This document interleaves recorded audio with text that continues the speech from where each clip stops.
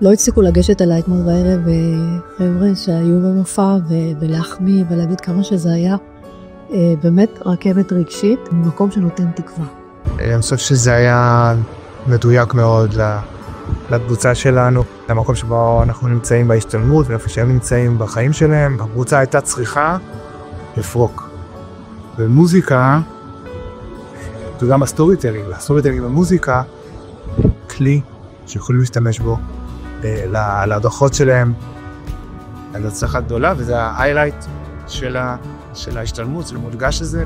מאוד מאוד נגע בי לפגוש את הגיבורים באור שלהם בצורה שלא יצא לי.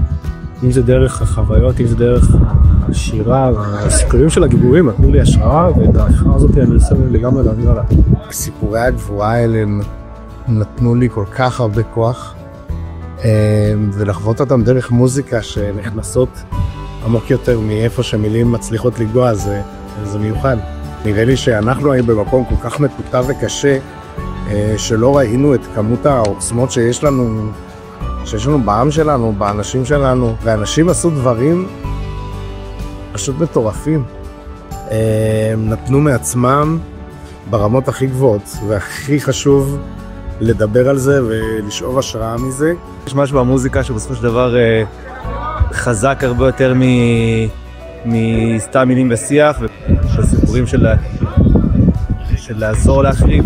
זה לא כדי שנהיה פה ונבכה, זה כדי שנהיה פה ונחיה. זה חלק חשוב מהמופע, זה גם הסוף שלו שהוא טיפה יותר משמח ומרים ומחבר. החוויה הייתה מאוד מאוד מיוחדת וטובה.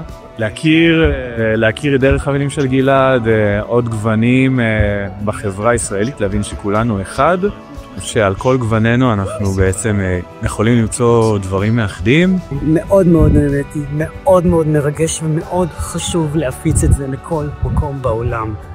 בין אם זה ציונים שבאים לכאן לארץ עם תגלית וכל קבוצה אחרת שאוהדת את ישראל, מאוד חשוב, מאוד מרגש.